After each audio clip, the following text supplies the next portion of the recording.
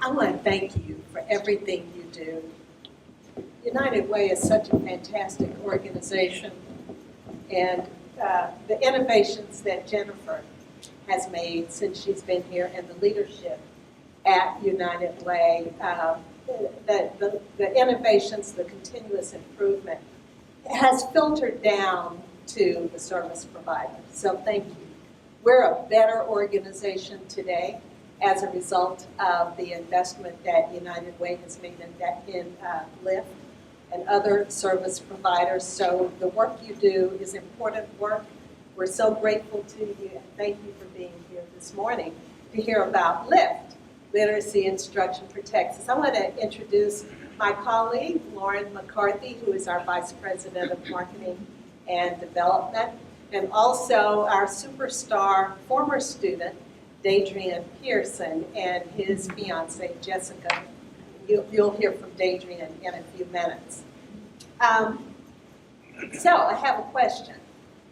How many of you work at companies where there are jobs that don't require basic reading and writing skills?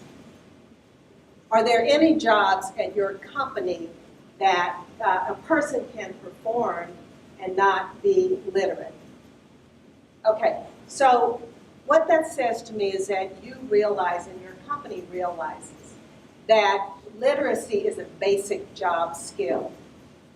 We are in the income segment. We're very, very happy to be a service provider. Galen just helped us refine our story so that, I mean, we know what we do. We've been around 52 years. We were started in 1961 by the National Council of Jewish Women, who recognized that Dallas had a serious problem. In 1961, they started with 100 volunteers and 600 illiterate adults in various schools throughout the community. Today, we have 350 volunteers plus, and oh, by the way, 100 of us will be going to the Rangers game tonight and cheering on the Rangers to beat the Astros. But today we have a much greater problem. Illiteracy is far-reaching and it's devastating. And I want to just share with you a little bit of some research that we've done recently with the help of the consulting firm Clarks and Davis. Right here in our community, thousands of people this week will go to emergency rooms for health assistance, and guess what? They won't be able to read their prescription when they get home. They won't be able to understand what they're supposed to do to take care of themselves. Nationally, that problem alone is adding $230 billion to our annual health care costs in our country. That's a big number. Not only that, illiteracy is the major driver of early mortality. So illiteracy deals with a lot of problems, is the underlying issue of a lot of problems in our community. And what you know and I know is that job searching and workforce development is dependent on people being able to read, write, and understand and comprehend the English language. So what we found at Lyft is that there is an increasing need for specialized vocabulary in certain industries such as manufacturing, healthcare, and technology. Here in Texas, over 10% of all workplace deaths occur in our state, and a lot of that is because people cannot read and understand safety regulations. Illiteracy is the result of a lot of factors, including immigration.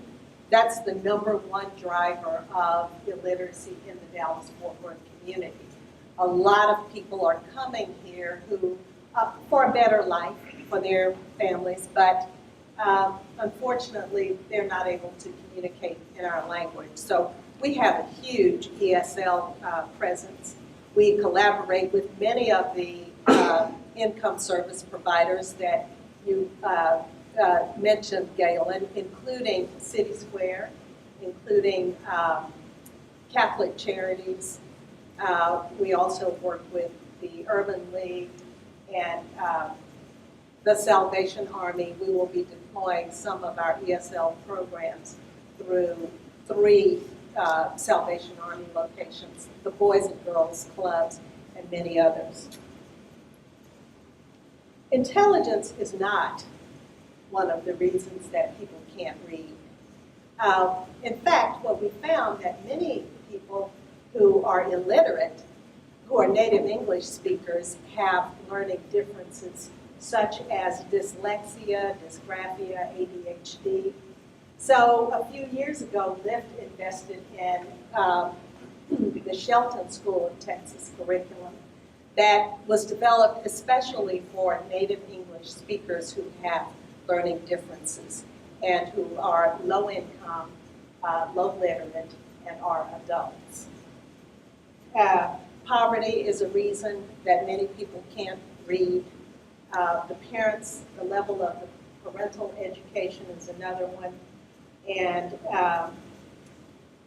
right here in Dallas, 1 of every 5 people that you know is illiterate. Over 600,000 people in Dallas County alone are illiterate. That means that they can't apply for a job. They don't know where to go to look for a job. They are living at the bottom of that income and the poverty cycle here in Dallas. So our research shows, just as Galen was talking about that cycle of poverty going up, the rate of illiteracy is actually growing faster than the rate of population growth in Dallas County. So today we have 2.5 million people in our community. In 17 years, by the year 2030, we expect our population to be at 3.5 million. And unless there is some kind of intervention in that projection, the illiteracy rate will grow from 23% today to 26% in 17 years, meaning that we will have close to 1 million people who are illiterate. Now, what does that do to your poverty rate? It increases it significantly. So what we're doing is bending the trend. And how are we doing that? We're doing it with the investment of United Way. We have developed a scalable model that has been in place for a number of years, where we partner with some of your service providers and other community organizations that have underutilized facilities. So we go in, we use their free space to provide on-site ESL and adult literacy classes. And we train their volunteers, or we provide the volunteers. We provide the curriculum, and we provide the books. We do ask for a minimum investment from all of our adult learners, and Dadrian can tell you that that gives our learners an investment in their own education. So it's not a handout, it's a lift up. And we really, that's work for us. We will begin our on-site ESL program at 2 major downtown hotels in the coming year. We have a proposal to the Omni Hotel. They came to us regarding ESL training for their lowest level housekeeping staff because the turnover was so high. So we made a proposal to them. They are very happy with it, and we're expecting to get started with that sometime in October. And also we've made a proposal to the Sheridan Hotel. So our Literacy at Work program integrates basic literacy with job skills training and soft skills that people need to navigate our complex society. And I'm happy to say that 1 month from now, we'll be moving to the new Opportunity Center with City Square. Opportunity Center is located at I-30 at Malcolm X. It's a new 52,000 square foot LEED certified campus that will house City Square's workforce development and training activities. They'll have a food pantry there. They'll have a health and wellness program. They'll have their AmeriCorps program. Also, Workforce Solutions of Greater Dallas will be there with us, where when people get our literacy training, they will be able to go to City Square for intensive case management and also workforce development. And then they can go to Workforce Solutions of Greater Dallas to apply for a job. We think that this model of collective impact is the wave of the future. Working together, we can really make a tremendous impact. So thank you for supporting City Square. Thank you for supporting LIFT. And finally, I want to say that LIFT is a collaborative and volunteer-driven organization. Our volunteers make a big commitment to come in. Our teachers give us 3 months of dedicated service where they come in for 2 to 3 hours once a week for 3 months. So it's a big commitment. We have volunteers that have been with us for 5 years, and we have some that have been with us for 15 years.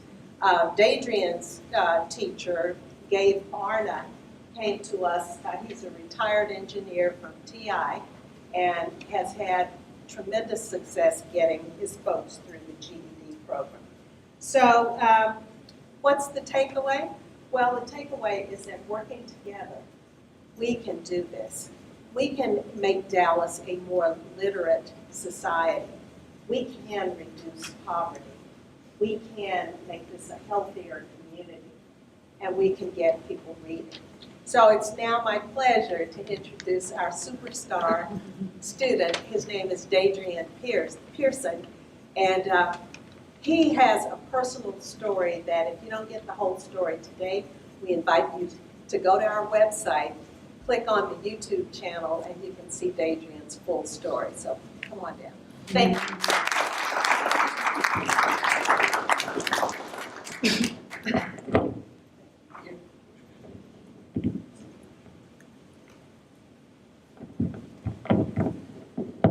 Good morning, everybody. Good morning.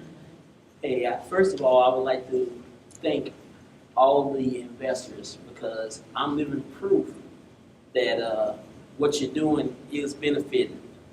It's benefited me, and I'm sure it's going to benefit a lot of people to come. I wanted to be here. I'm very happy to be here today to show you all that, hey, what you're doing is working.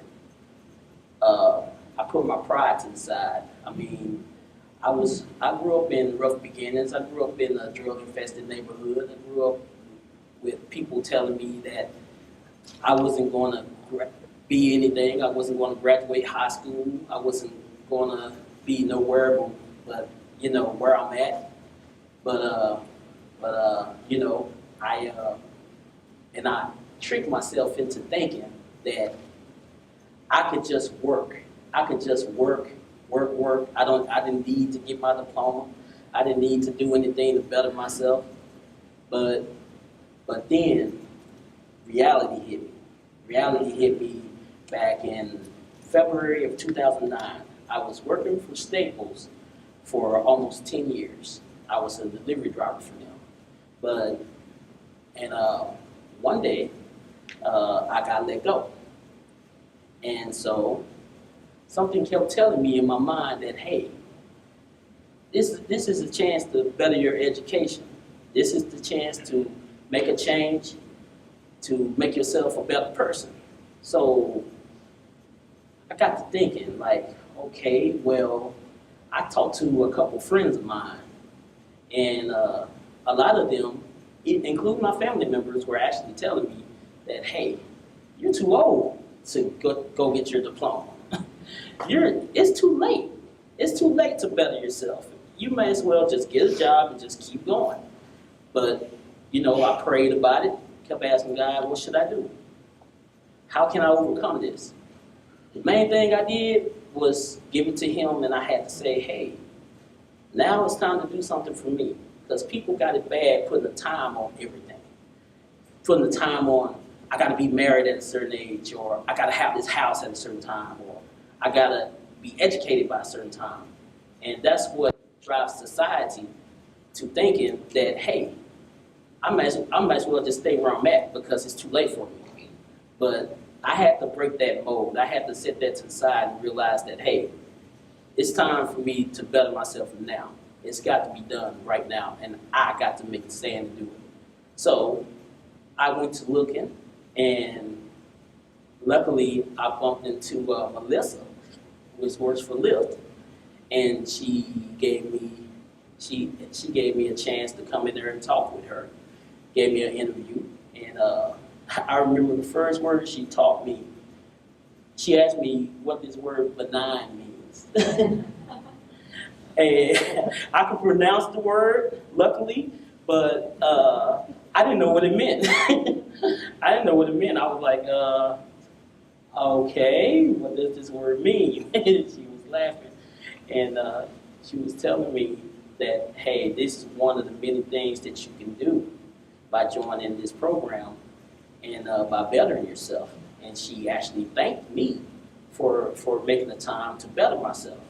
So I went to Lyft, and I really focused. I was there 4 days a week as far as it go, from 10 to 12 every day. I was there, and I sometimes stayed later to even help other people, help them help other people, because I was seeing how everyone just had a hand in, as a family unit, helping everybody excel.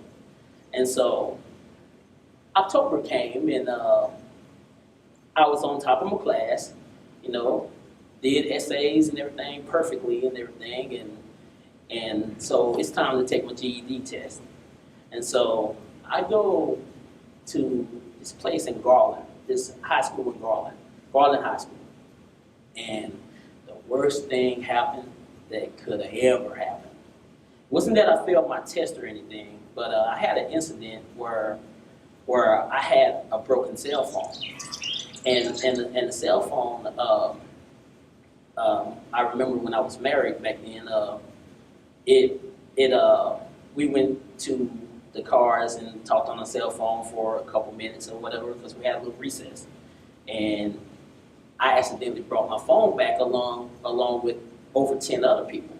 And so they were setting their phones on the desk with the teacher. She said, well, we can leave it there. And I left mine there also. Now, my phone went off in class, and they told me that, hey, get your stuff and you got to go. I'm like, what? That's it. I can't take my test again for 6 months. So then, here comes that critical spirit again, telling me that, hey, I told you you wasn't going to be able to do it. I told you this was a waste of time. I told you just give up. And all my friends and everybody, all my family members, like, yeah, you need to go back to work. I told you this wasn't it. You tried, that's it. Wrong.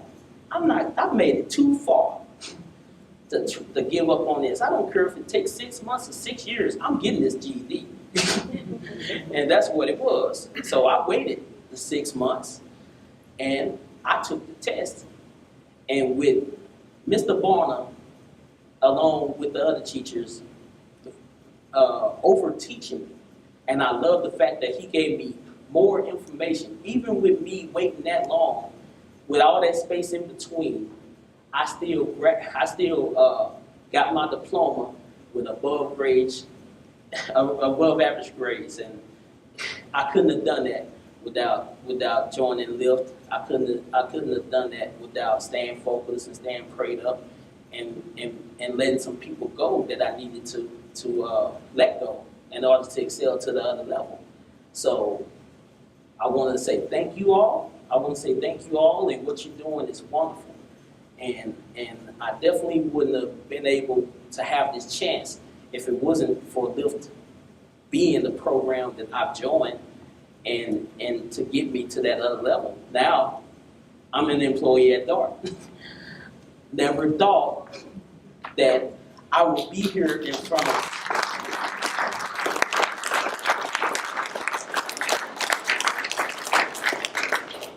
I mean, I never thought that I would be speaking at United Way 3 years from now, man. No one could have told me that you're gonna have your diploma and you're gonna be speaking at United Way in front of all these people that's applauding you and that's giving you acknowledgement that you're doing great. So, I'm very emotional because I'm happy. I'm happy, and I'll be here anytime you guys need me to let people know that, hey, I came from where you came from. I can relate to you. I've been in rough situations where people closest to you said that you couldn't make it this far.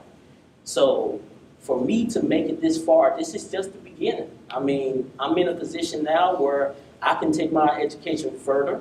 I'm in a good company that's happened to be a federal job, and I didn't even know it. I mean, and so, I mean, they got tuition reimbursement at DART where I can grow in the company, and they also have a program called the Boss Program where I can be a supervisor. I can be, above where I am right now. And I'm actually pretty happy where I am right now. But just to know that you got the options to take it to that other level, just to know that only thing you have to do, the main thing I can tell people is, hey, we got this. Everything doesn't require a time limit. Everything doesn't require that, hey, you got to do this now, boom, boom, boom, boom, boom. It doesn't require that every time. I mean, it's just simple as, hey, recognizing that, hey, put your pride to the side and say, hey, there's other people out there that's just like me, that's afraid to step out the box. Be a leader, not a follower. Step out the box and stand up for yourself. Because bottom line is, I mean, at the end of the day, if you're making everybody else happy and not making yourself happy, you're just existing. You're just existing, you're just wasting your life away. So I thank Lisa, I thank the people that picked me to be here today, and whenever you guys need me, I'll be glad to lead by example. I'm not afraid to stand out here and stand up for people that's trying to do